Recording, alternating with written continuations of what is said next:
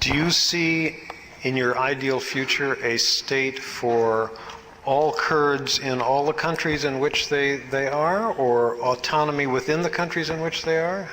Just get utopian for a moment. What would you like to see? Well, no, I think it's quite important not to demand, if you take a position of solidarity with some national movement, as for example, Edward Said and I produced a book of essays on the Palestine question back in 1982, before the last Intifada.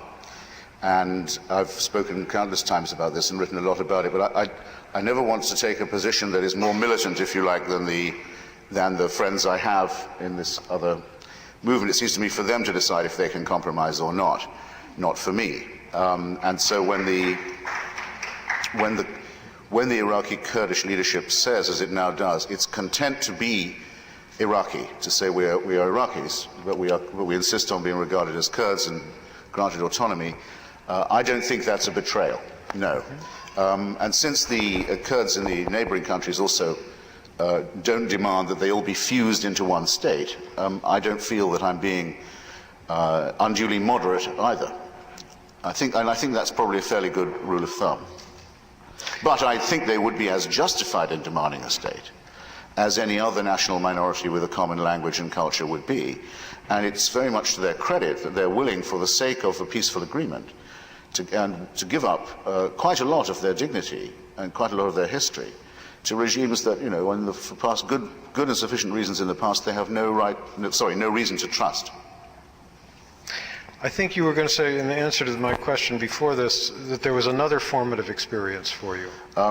Well, there was. I just want to say one more thing about the Kurds before we're done. These guys are for regime change, okay? My Kurdish comrades are. They've been for it for a very long time. They've been fighting for it for a very long time. They've lost swaths of population fighting for it. They're not going to be cheated of it. They think this time they can get rid of Saddam Hussein. They have many brave Iraqi friends willing to join them on this. My solidarity is with them in case anyone wanted to ask me about it. Okay. I am for, and have always been for, those Kurds and Iraqis fighting for the overthrow and destruction of the Saddam Hussein regime. I was for regime change before any Bush family member was for it. And if necessary, I'll be for it long after they give it up. But I'm for it, okay? And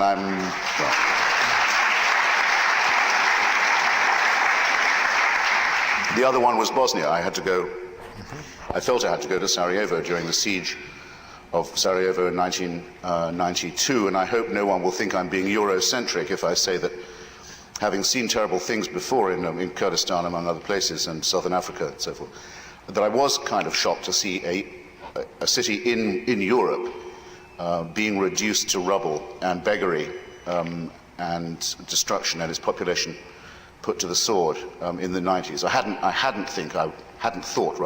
didn't think I would have to endure that, let alone that they would have to, and the inhabitants of Mostar and many other cities too. And bad as that was, to see the Serbian Orthodox Christian racists trying to destroy Muslim Bosnia, but also the Catholic Christian Croatian fascists colluding with them in this operation, and with NATO colluding in the partition of Bosnia and dismemberment and destruction of Bosnia between these two forces.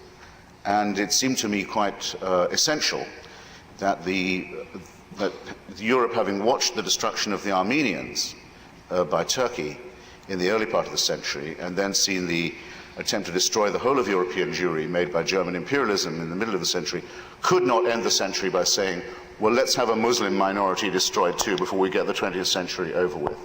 To watch that would be impossible. And the fact remains that it was only by a tremendous struggle within the United States to change opinion in Congress and in the government that the necessary force was mobilized to prevent that from happening. And if that had not been done, Bosnia and Herzegovina and Kosovo would now be a howling wilderness, a post-genocidal howling wilderness. And again, in case anyone wanted to ask me about this, I'll state for the record, I don't regard that rescue operation as having been American imperialism.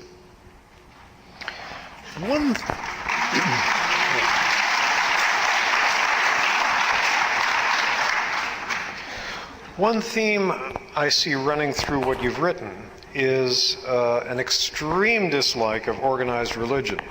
And I've heard you quoted as saying that if you died and went to heaven, you would be aghast to find that there was one. And recently, I think you said or wrote that for you the real axis of evil is Islam, Judaism, and Christianity. Well,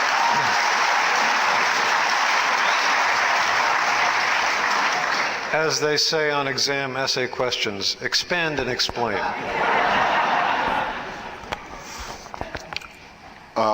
Being religious is like living in North Korea. You have endless opportunities to praise the leader, to thank him for giving you everything, to thank him for looking after you, to thank him for all his boundless gifts, to thank him for all his tireless efforts on your behalf. A celestial North Korea is what the religious believer wants, but there's one, I suppose there are two differences. You can defect from North Korea, and you can die and just cease to exist in North Korea. But if you're a religious believer, the leader goes on persecuting you after you're dead. You have to go on praising him forever and thanking him for being born and for all this. This is servility squared. It is the slave mentality. It's contemptible and cowardly, and it's the enemy of the intellect. It's the enemy of free inquiry. It's the enemy of reason. And what I would add is that those who practice it or preach it additionally piss me off by pretending that they're humble about this. They say, well, don't mind me, I'm just on an errand for God at the moment. I'm extremely modest about this, I'm very humble and abject, but it's just that God wants me to be doing this. And the reason why I'm ecumenical about it, I suppose, is because all of them partake of the same illusion. All monotheisms particularly partake of the same absurdities, and the Quran I regard as especially horrible because it validates both the claims of Christianity and of Judaism. I mean, the Quran insists that Jesus was a real prophet, and so were Moses and Abraham. So there you have the whole horrible thing in plain view. And the name of the religion, Islam, is simply the word for surrender, as it should be. And the posture of it is one of surrender and abjection, as it should be. And this is poison, frankly. And I have nothing but contempt for it. And in case you wonder if I can tell the sinner from the sin, I can, but I have a slight contempt for the people who believe it too.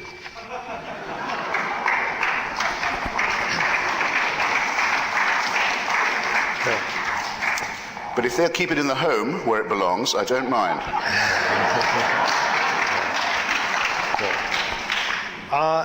You've written that for you the September 11th attacks were a big turning point. Tell us about that. Well, I've written that I think the cliche is true that September 11th is a big turning point, that it did alter a number of things, and I don't dissent for once. I mean, I like to always think, well, what's wrong with the prevailing cliche or the prevailing wisdom? But in this case, I thought, well, that's true. That's what the Germans call a Tendenwende. It's a turning point. For me, it wasn't that much of one on the essential question. I thought that the 14th of February 1989 was the turning point. And that was the day when my friend Salman Rushdie received a directly incited threat of murder, accompanied with an offer of bounty. In other words, murder solicited for pay in public, in his own name, from the theocratic leader of a foreign state, of which he Salman, was not a citizen, for writing a novel. And if you like, I'll say all that again. Some people forget what the fatwa was. I, the Ayatollah Khomeini, will offer money for your murder for writing a novel. And I'll also offer a ticket to paradise to anyone willing to attack you or those who helped you with the book. And I thought, well, there you have it.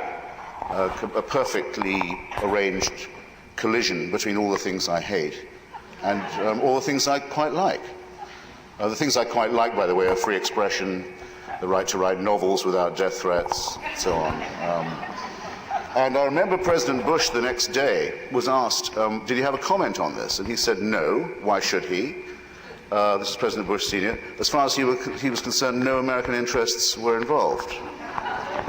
And I remember Susan Sontag pointing out, well, it would be paltry to say Mr. Rushdie's then wife was an American who'd had to go into hiding with him. Might it perhaps be said that American interests were involved in, say, the protection of novelists from state-supported terrorism? Anyway, you don't get that now.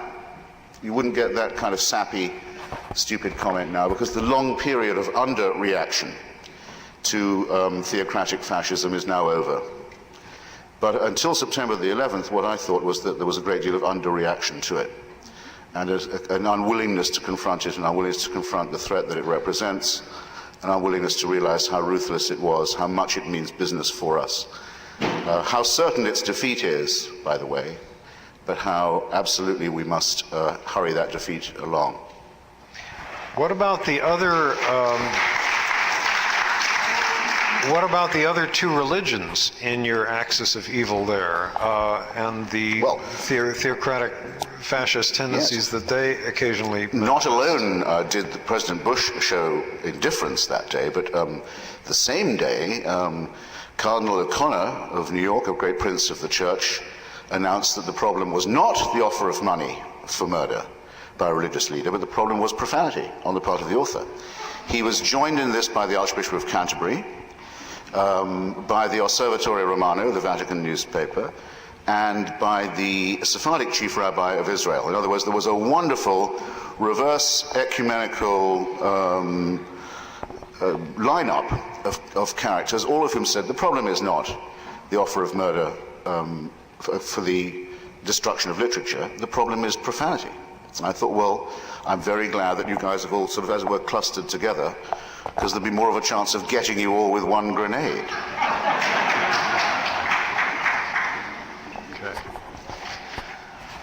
Okay, I want to move on to the Then you could make them into fertilizer, and then that'd be the first honest day's work they'd done in their lives if you spread them on the fields. I want to move on to the subject that I think is on everybody's minds these last few months in the U.S., which is the possible war with Iraq. You have at times voiced general support for the prospect of going to war with Iraq. Are you still feeling that way? Under what circumstances? What would change it? Spell out your position for us. Well, in the first place, I'm not for a war with Iraq, and I don't think there will be one. I've no quarrel with the Iraqi people or with the Iraqi nation, and I don't believe anyone else here does. However, there is going to be a confrontation with the Saddam Hussein regime, and it's being forced upon us. And the consequences, in my opinion, will occur whether or not there is a fight, because the Saddam Hussein regime is already imploding because of its own horrific internal character. And the dam of hatred and chaos and havoc that has built up behind the Ba'ath Party dictatorship, accumulated behind it over the last many years, will burst and spread in any case, so that you have two alternatives. Watch that happen and wonder what will occur, or intervene and see if you can try to condition it. Now, it seems to me that the second choice is the obvious one, and that those who've worked so patiently and bravely to bring this about should be the people we're working with. I mean by that, particularly the Patriotic Union of Kurdistan, the PUK, but the Kurdish rebels in general, and the Iraqi National Congress. This should be not just a priority for the United States government, but it should be a priority of those citizens of the United States who consider themselves committed to human rights. If they imagine that just by watching it or staying neutral, they can, as it were, avoid or escape the consequences, they are quite clearly wrong. The Saddam Hussein regime has staked everything on the acquisition of the weapons of genocide. And if it was to acquire them, we know what it wants them for. It is also the sponsor of a great deal of international gangsterism. We're not completely certain of the extent of its connection with Mr. bin Laden. We know Mr. bin Laden supports Saddam Hussein. It's interesting. We don't know if Mr. Saddam Hussein necessarily supports Mr. bin Laden, but we know that the suicide bombers are supported and encouraged and paid for from Iraq. We know the Abu Nidal organization, which committed many murders among the Palestinian leadership, was supported and endorsed from Iraq. And we also know that there is a quite clear case to be made against Saddam Hussein for war crimes, genocide, and crimes against humanity. And the United States government, were it not for its protection of Kissinger, would and should be bringing that case before the United Nations and the International Court of Justice. But those who care about these things should be pressing for more action and more careful action and more action based upon the principles of human rights and not less, and not being neutral about it. But here, okay, both you and George Bush are talking about war with Iraq to eliminate Saddam Hussein. But beyond that, I sense that there are two different wars you're talking about. You're talking about, guaranteeing autonomy for the Kurds, pluralism, democracy, and so forth. But are those the purposes of Bush's war? And are the people that Bush is wanting to work with the same people that you would be wanting to work with to reconstruct Iraq after the war? After all, that general in Denmark who got arrested a couple of days ago, General Nizar Khazraji, who was one of the people I understand that the Bush people had tipped to lead an army in Iraq post-Saddam Hussein, he's now been indicted for his role in the gassing of the Kurds in the 1980s. So are you and George Bush talking about two different wars here? There is a faction of the administration that would be happy just to have a military coup. Just to have a military coup in Baghdad. And has been working along those lines, and as you say, isn't very choosy about who it picks, and would settle for a military government. After all, that's what the CIA always does best. We can usually find you a general willing to take over. They haven't actually succeeded in that in this case. It wouldn't be the worst thing. It would be better than the status quo, and it would at least lead to an invitation to the inspectors and others to come in and identify and destroy the sites where weapons of genocide are being incubated. But no, you're quite right. It wouldn't satisfy me or the long-suffering Iraqi or Kurdish people. And then there's another thing which the administration won't say, but I know is split about. I mean, what this really is a war against Saudi Arabia. That's why the Saudis are so against the regime change in Iraq, and that's why they won't even let the base the United States built for them be used for it. Because they know that with Saddam gone, their buffer state and client is gone, and they also know that with the recuperation of Iraqi oil, their oil monopoly and oligopoly in the region, with which they've helped to spread bin Ladenism around the globe, is gone. And I can't wait for that bit to happen either. I accept the logical and probable consequences of this, in other words. There's going to be some terrific domino effect here. Sometimes you hear people on the left saying, well, it might destabilize the region. And I say, well, I've heard worse words than instability, actually, when it comes to the Saudi monarchy, for example. And there's an extraordinary boldness on the part of a wing, at least, of the Republican intellectuals, in that they've decided to make war on what they used to think of as their status quo. And I don't think that the sheer drama and interest of that and the possible excellent consequences are sufficiently discussed.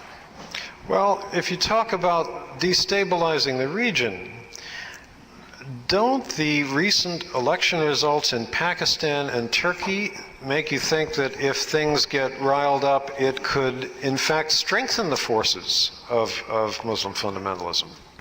No, I don't, because for three reasons. One, well, there's a general reason which would apply to all of them.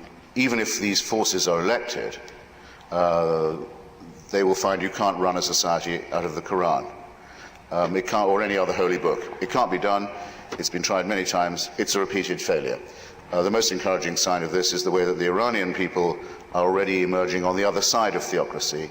They've thrown it off, especially the younger generation. They've repudiated it so far peacefully, and so far, I'm glad to say, without any outside help. It's the most single encouraging thing in the Middle East. That's why you never hear the peace movement types talk about the Iranian street. The Iranian street has about 70 million people. It's nearly as big as the Arab street, but people don't talk about it because the Iranian street is 100% pro-US policy, anti-Saddam Hussein, and anti-Mullah in the region. And we can hope for great things from that. By the same token, the Turkish electorate is simply having an election in which a party that has an Islamic inflection has won and is allowed a peaceful transition of power. That absolutely proves the secular character of Turkish society. It's a very encouraging development. And so, no, we can have the confidence that we're right about this. Only a secular society can guarantee freedom of religion, and only a secular society can offer any hope of progress. And the people will find that out either by learning it or finding it out from bitter experience. Last August, you wrote the following: "What the Iraqi and Kurdish Democrats would like is American aid for an endorsement of their own efforts to replace the regime.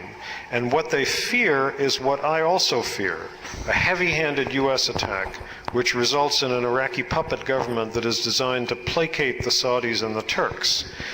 Now, have you changed your feeling on that point? Are you more optimistic that this is not going to happen? Well, no, Adam, that's the earlier question you asked, but in a different way, or rather, as I might have answered it,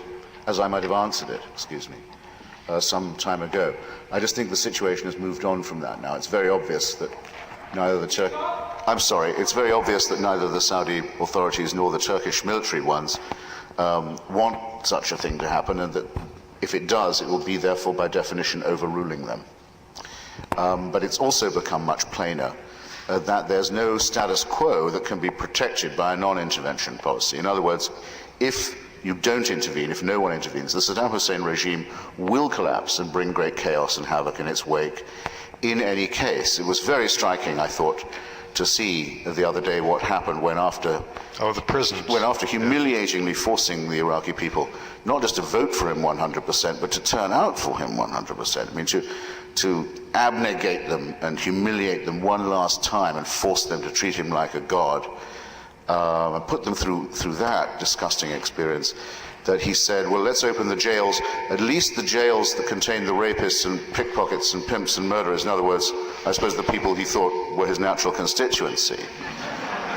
And find that within hours, the guards and the warders at the prison were helping to break down the bars and the walls and let out everybody, or at least everybody they could find, because most of the families who came to the prison gates found that their loved one isn't on the list of detainees, has been probably sawn in half on a table, and a video made of it for his family some time ago. And there were spontaneous demonstrations in the streets not long after that, and the police quite clearly had no instructions about how to deal with them. That's the Nicolae Ceausescu moment. That's the moment when the man's made his last mad speech from the balcony. He's beginning to go nuts, beginning to consider concessions. It means it's over morally, and it's about to be over politically. The only question is, are you going to help with the intervention, or are you going to be neutral about it? And even though I tried to hedge in what you quoted me as saying a few months ago, I was at least clear on what side I was on. What about the factor of oil? I mean, would Bush be so eager to launch this war if what Iraq had the world's first or second largest proven reserves of was, say, potatoes rather than oil? The Cheney energy plan, the one that the Enron folks helped him write, has the U.S. rising, of course, spurns all talk of alternative energy, and has the U.S. rising to importing 2/3 of its oil by the year 2020. And Ahmed Chalabi, whom Rumsfeld and Cheney seem to want to install as the leader of Iraq, told the Washington Post recently, American companies will have a big shot at Iraqi oil. And the Heritage Foundation has already put out a detailed plan for privatizing Iraq's oil industry, mostly into American hands.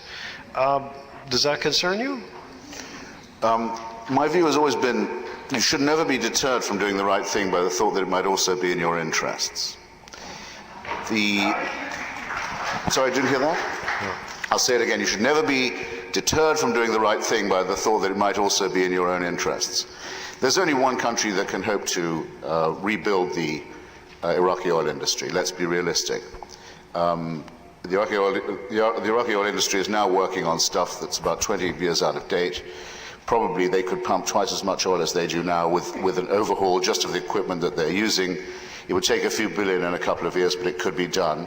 And it would no longer be oil just being drilled for the feeding and keeping of a barbaric military and party elite who use it to finance aggression and genocide. The only country that's capable of this undertaking is the United States. The French won't do it because, or rather I hope Mr. Chalabi doesn't let them do it, because they've been bribed by Mr. Saddam Hussein up till now, as have the Russians, with oil contracts in the other direction. Yes, there's going to be some hardball played about that, but it's very essential, it seems to me, that the oil resources of the region be not in the hands of someone who threatens to blow them up or to irradiate them if his rule is challenged. In other words, do you want to see what it would be like for the world economy if he was in a position to threaten or to do that, or to repeat what he did to the Kuwaiti oil fields last time, when, I remind you, he set them on fire while on his way out? This is the question we'll have to. You hear people say, no war over oil. Are they listening to what they're saying? What they're saying is, oil isn't worth fighting about. Who really believes that? Come on, be serious, get real. So, that's impressive. That's 6 people who really believe that. That's amazing. I'm amazed there are 6 people in America who think oil isn't worth fighting over, but lots of luck. But wait a minute, you're saying that the oil is worth fighting over? I'm saying it's essential to fight over it, yes. I'm saying it's essential that it not be the possession of a maniacal, sabotaging despot, yes. All right, but are there not better alternatives to it than it being in possession of American oil companies? Are we going to do wind power now, Adam? I mean, I'm willing to talk about alternative energy if you like, but that's not the question we're being faced with now. Well, I mean, if you're asking me, while we wait to see what Saddam Hussein wants, shall we talk about solar panels? I guess we could, but I think it would be a rather insipid conversation. okay. All right. But, okay. We're going to open things up to microphones on the floor in a second, but I want to get in another question or two first. All right. I want to come back to the oil thing, but look at the larger context in which Bush's war push is taking place. My fear is that the